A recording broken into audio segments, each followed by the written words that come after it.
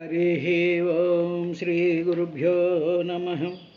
अरविन्दोदर तव कीनचरणध्यानानुरागोल्लसच्चरिताकर्णनजात भूरि सुखमुल् स्वानन्दकब्रह्ममन्दरयं लेवट దండభృద్భట విమానాకీర్ణులై కూలునా సురలోకస్థుల చెప్పనేల సుజనస్తోమైకచింతామణిం హరిభజనీయమర్గనియతాత్మకులై భవదీయమూర్తిపై వరలిన భక్తియుక్తులగు వరల సంగతి కల్గజేయు సత్పురుష సుసంగతిం వ్యసన దుర్భవసాగరమప్రయత్నతం సరసభవత్కథామృతరసంబునమత్తుడనైతరించదన్ నిరతము తవ కీన భజనీయ పదాబ్జ సుగంధలబ్ధియవ్వరిమది వందగా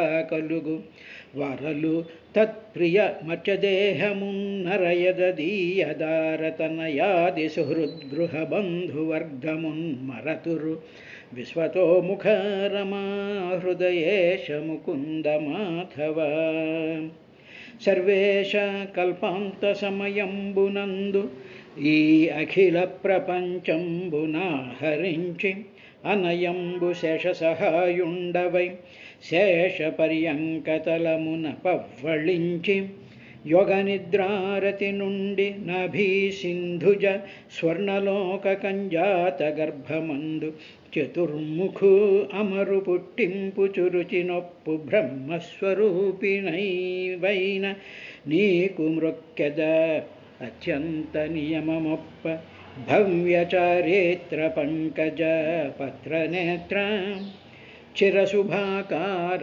నిత్యలక్ష్మీ విహార అవ్యయానంద గోవింద హరిముకుంద ధనహీనుండు నృపాలు చేరి మిగులం ధాటిన్ ఫలీకారమిమ్మని అర్థించిన రీతి ముక్తి ఫలదుండైనట్టి పంకేజులోచనుడే చాలా ప్రసన్నుడైన అతనిన్ సాంసారికం బద్ధిగోరిన వంటి విమూఢమానసులు ధత్రిన్ కల్గిరే ఎవ్వరున్ చచ్చిన వారలు గ్రమ్మర వచ్చుటయే కాక ఇట్టి వార్తలు గలవే ఇచ్చలు అమంగళుడు నగు ఇచ్చట మారు మరి నాకు శుభములేల ఘటించు. హరి ఓం శ్రీ గురుభ్యో నమః. సుఖబ్రహ్మ పరీక్షన్ మహారాజుకి ఈ గ్రహాలు, ఈ గ్రహ నక్షత్ర మండలాలు, తర్వాత మనం చూస్తూ ఉండేటువంటి ఈ గెలాక్సీలు ఇవన్నీ ఎలాగ తిరుగుతూ ఉంటాయి అనేటువంటి విషయానికి ఒక చక్కనైనటువంటి ఉదాహరణ ఇస్తూ రైతులు ఏం చేస్తూ ఉంటారంటే ధాన్యాన్ని బాగా విస్తారంగా 2-3 ఎకరాల వరకు అలాగ గొప్ప నూర్పుడు కోసం అని చెప్పి ఆ వరి కంకుల్ని అలా పెట్టినప్పుడు వాళ్ళు ఏం చేస్తుంటారు, మధ్యలో ఒక రాట పెట్టి ఆ చివరి ఎడ్జిలో ఉండేటువంటి ధాన్యపు కంకుల్ని నూర్చడం కోసం అని చెప్పి పెద్ద తాడు కట్టి ఒక ఎద్దునో ఒక పశువునో దేన్నో కడితే అదేమో ఆ తాడు లెంగ్త్ ఎంత ఉందో అంతవరకు అలాగ తిరుగుతూ ఉంటుంది. అదే గుంజకి మరొక కొంచెం తక్కువగా ఉండేటువంటి తాడును కట్టి ఇక ఆ పక్కన ఉండేటువంటి వాడిని ఇలాగా రకరకాలైనటువంటి కొలతలు కలిగినటువంటి తాళ్లతో పశువుల్ని కట్టి కళ్ళంలో పోసినటువంటి ఆ ధాన్యపు కంకుల్ని నూర్చి ధాన్యపు గింజల్ని చెయ్యడం కోసం అని చెప్పి రైతులు ఏ విధంగా అయితే చేస్తూ ఉంటారో అలాగా ఈ ధ్రువమండలం వైపు విస్తరించినటువంటి ఈ సమస్త విశ్వవలయాల యొక్క యాక్సిస్ ఏదైతే ఉందో, ఇరుసు ఏదైతే ఉందో దాని చుట్టూ ఈ పశువులు తిరిగినట్టుగా గ్రహ నక్షత్ర మండలాలన్నీ కూడా తిరుగుతూ ఉంటాయ్యా. తరువాత ఈ తిరిగేటువంటి దాంట్లో మామూలుగా మనం కళ్ళంలో చూసినట్లయితే అన్నీ ఒకే ప్లేన్లో తిరుగుతూ ఉంటాయి. కానీ ఇక్కడ డిఫరెంట్ ప్లేన్స్లో గ్రహ నక్షత్రాలు తిరుగుతూ ఉంటాయి. ఇప్పుడు అంటే ఏమిటన్నమాట, దీన్ని స్లైసెస్ కింద కానీ ఊహించుకున్నట్లయితే కొన్ని గెలాక్సీస్ ఒక గెలాక్సీ పైన తిరుగుతుంటుంది, దాని కింద మరొక గెలాక్సీ డిఫరెంట్ డైరెక్షన్లో తిరుగుతుంది, దాని కింద ఇంకొక గెలాక్సీ ఉండొచ్చు, ఇంకో పక్క నుంచి ఇంకొక గెలాక్సీ తిరుగుతూ ఉంటుంది. ఇలాగా గెలాక్సీలో కొన్ని కోట్ల నక్షత్రాల కలయికని గెలాక్సీ అంటూ ఉంటాం మామూలుగా సాధారణంగా. అలాగే అందులో నక్షత్రాలు అవి ఫార్మ్ అవుతూ ఉంటాయి. కాబట్టి ఇలాగ డిఫరెంట్ లెవెల్స్లో ఈ గ్రహ నక్షత్ర మండలాలు, ఈ గెలాక్సీస్ తిరుగుతూ ఉంటాయి. ఇలాగ తిరుగుతూ ఉండేటువంటి ఇది కాలచక్రంలో ఇది వీటిలన్నిటినీ ఏది తిప్పుతోంది? కాలం అనేటువంటి ఒక ఫోర్స్ వీటిల్ని తిప్పుతుంది. అందువల్ల కాలం ఉంది కాబట్టే మామూలుగా ఏంటంటే గంటకి ఎంత దూరం ప్రయాణం చేసాము అనేటువంటిదే కదా కొలత, కాలము దూరము అనేటువంటి. దీన్నే స్పేస్ అండ్ టైం అని చెప్పి పూర్వం అనుకునేవారు. కానీ ఐన్స్టీన్ వచ్చిన తర్వాత స్పేస్ టైం కాంటినం అన్నారు. అంటే స్పేసు టైము కాంటినం కంటిన్యూస్గా ఒక దాంట్లో ఒకటి ఇమిడిపోయి ఉంటుంది. కాలం వేరుగా స్పేస్ వేరుగా చూడకుండా ఈ రెండిటి కాంబినేషన్తోనూ ఉండేటువంటి విధంగా ఈ బ్రహ్మాండం యొక్క ఆవిర్భావం జరిగింది అని ఈనాడు చెప్పినటువంటి థియరీని ఆనాడే మహాత్ములైనటువంటి వాళ్ళు చూసి దానికి సంగతి ఇంత చెప్పారు. తర్వాత ఈ వాయువు చేత ప్రేరితమైనటువంటి ఆ గ్రహాదులు ధ్రువమండలాన్ని ఆధారం చేసుకు తిరుగుతున్నాయి. వాయువు చేత ప్రేరితములు. వాయువులు అంటే ఏమిటంటే మామూలుగా నెబ్యులార్ అని ఉంటాయి. అంటే అంతరిక్షంలో ధూళి కణాలతో రకరకాలైనటువంటి వాయువులతో కూడుకున్నటువంటి మ్యాటర్ తిరుగుతూ ఉంటుంది.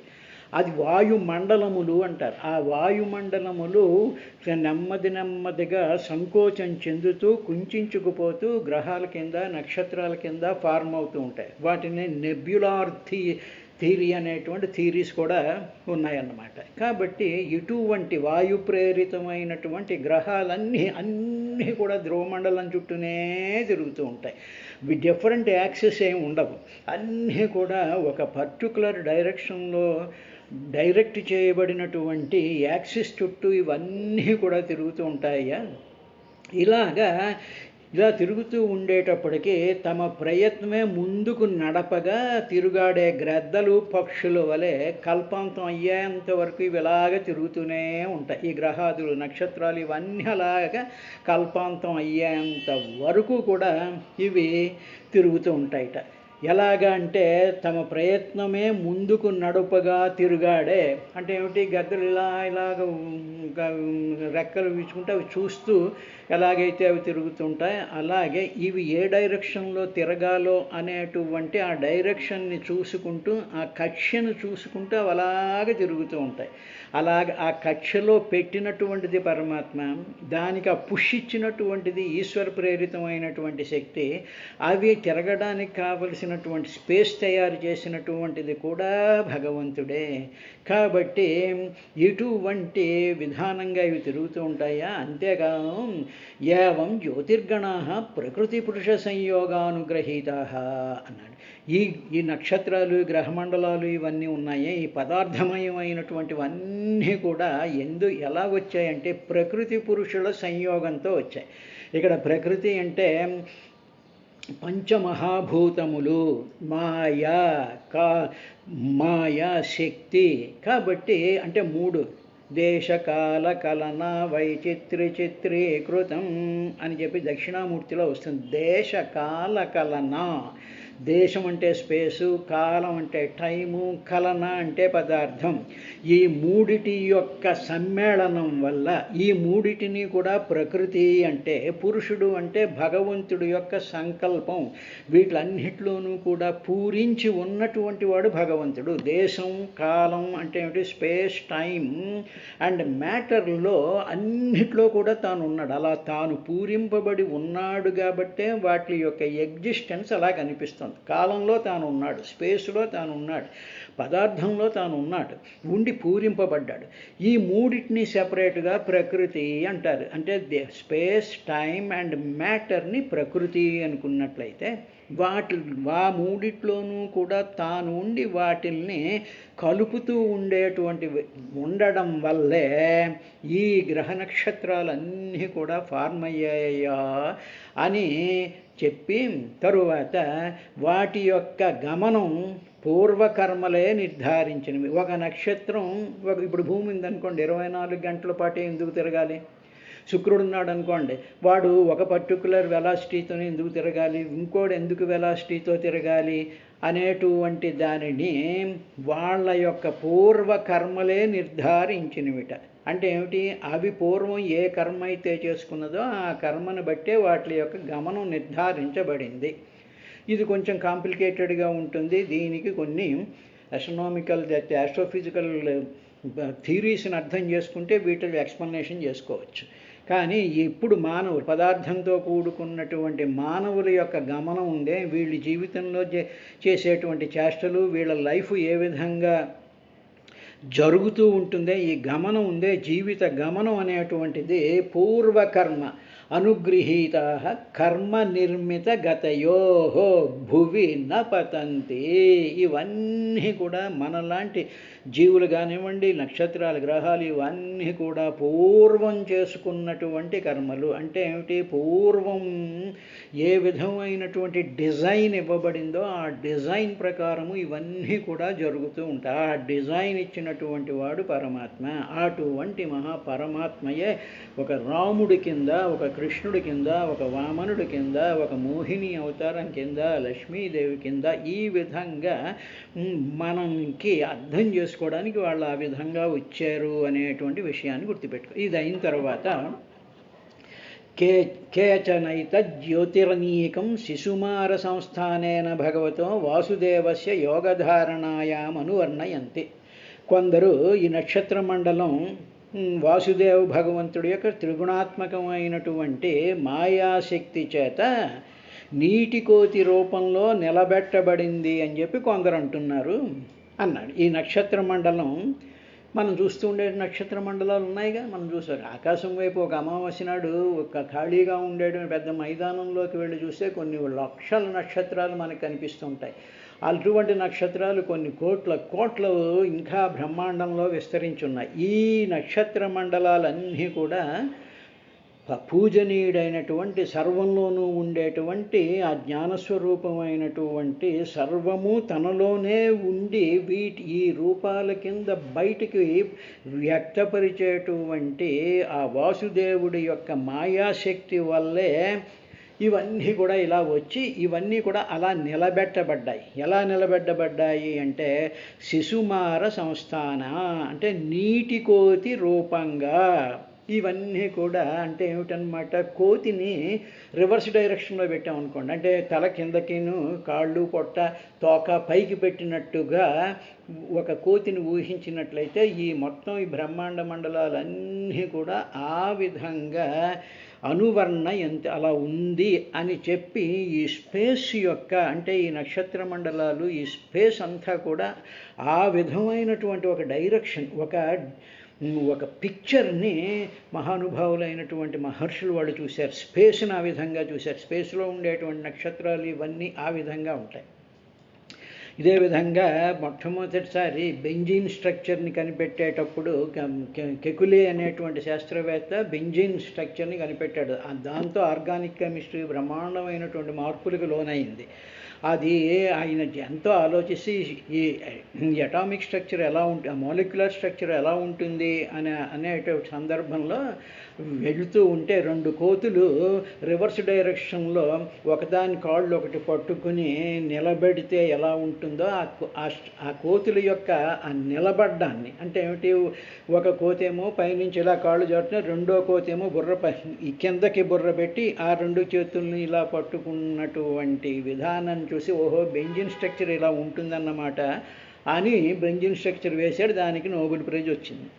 అదేవిధంగా ఈ విశ్వ వలయం అంతా కూడా ఈ విధంగా ఉంటుందయ్యా అని కొంతమంది చెప్తూ ఉంటారు. దాని స్ట్రక్చర్ ఎలా ఉంటుంది అంటే ఈ విధంగా ఉంటుందని చెప్పారు అని చెప్పి యస్య పుచ్ఛాగ్రేవాక్షరస కుండలీభూత దేహస్య ధ్రువ ఉపకల్పితస్తస్య లాంగూలే ప్రజాపతిరగ్నిశ్చంద్రో ధర్మ ఇతి పుచ్చమూలే ధాత విధాతా చ కక్ష్యాం సప్తర్షయః తస్య దక్షిణావర్తకుండలీభూత శరీరస్య యాన్యుదగయానాని దక్షిణపార్శ్వే తు నక్షత్రాణ్యుపకల్పయంతి దక్షిణాయనాని తు సవ్యే యథా శిశుమారస్య కుండలాభోగసన్నివేశస్య పార్శ్వయోరు ఉభయోరప్యవయవాప్సమసంఖ్యా భవంతి పృష్ఠే తద్వాజ వీధి ఆకాశగంగా చోదరతః అని ఇప్పుడు దానిని ఆయన వర్ణిస్తూ ఈ నక్షత్ర మండలం తలను కింద పెట్టి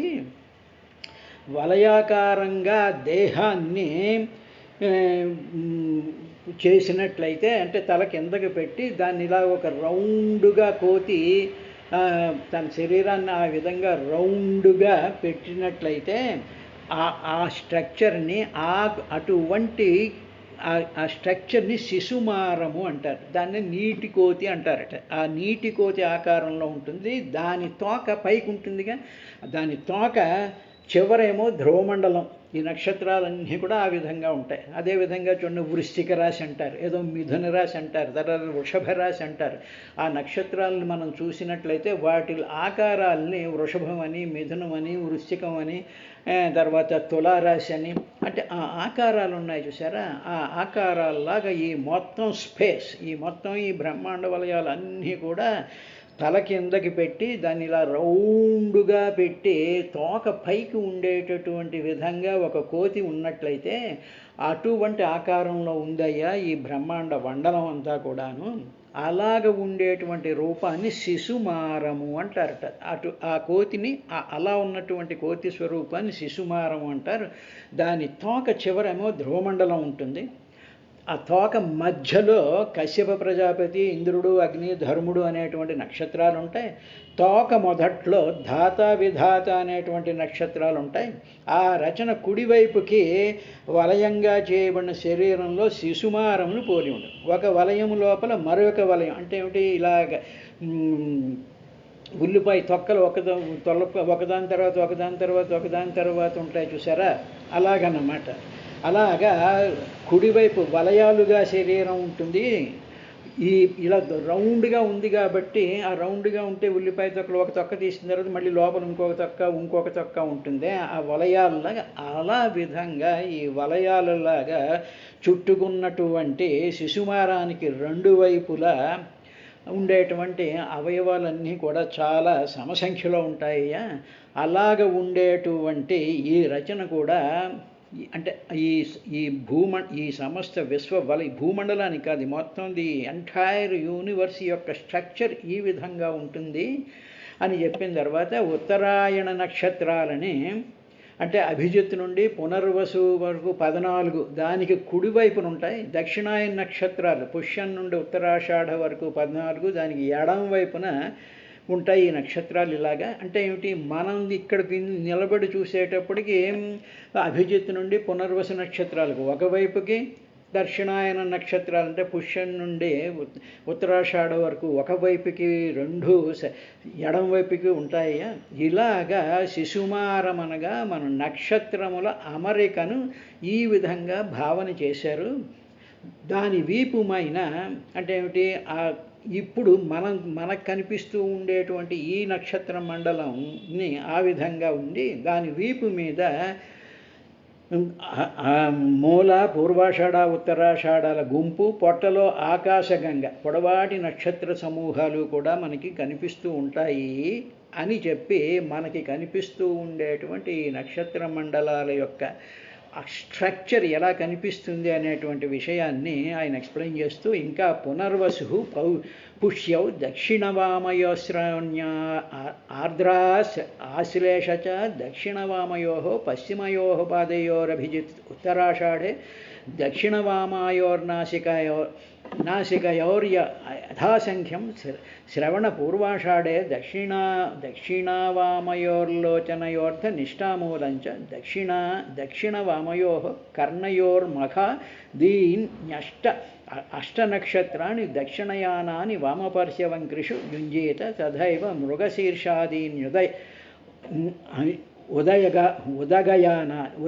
ఉదగయనాని దక్షిణపార్శ్వవంక్రిషు ప్రాతిలోమ్యేన ప్రయుంజేత శతభిషా జ్యేష్ఠే స్కంధయోర్దక్షిణవామయోర్న్యసేతే అని చెప్పి ఈ శిశుమారానికి ఇటువంటి స్ట్రక్చర్గా కనిపిస్తూ ఉండేటువంటి ఈ నక్షత్ర మండలం కుడి ఎడమ నడుము భాగాల్లో క్రమంగా ఏ నక్షత్రాలు ఉంటాయంటే పునర్వసు పుష్యమి నక్షత్రాలు, వెనక నుండేమో కుడి ఎడమ పాదాల్లో ఆశ్లేషలు ఉంటాయి, కుడి ఎడమ ముక్కుపుటాలు ఉంటాయి, ఆ ముక్కుపుటాల దగ్గరేమో అభిజిత్తు ఉత్తరాషాఢాలు, తర్వాత కుడి ఎడమ చెవుల్లో ధనిష్ట మూల, ఎడం ప్రక్కటెముకల్లో మఘతో కూడినటువంటి 8 దక్షిణాయన నక్షత్రాలు ఉంటాయి. అదేవిధంగా కుడి ప్రక్కటెముకల్లో మృగశీర్షతో మొదలడి తలక్రిందులుగా 8 ఉత్తరాయణ నక్షత్రాలు, కుడి ఎడమ భుజాల్లో శతభీష్ట జ్యేష్ఠల భాష్ట నక్షత్రాలు ఉంటాయి. అంటే ఈ నక్షత్రాలు ఎక్కడెక్కడ ఉన్నాయి అనే సంగతి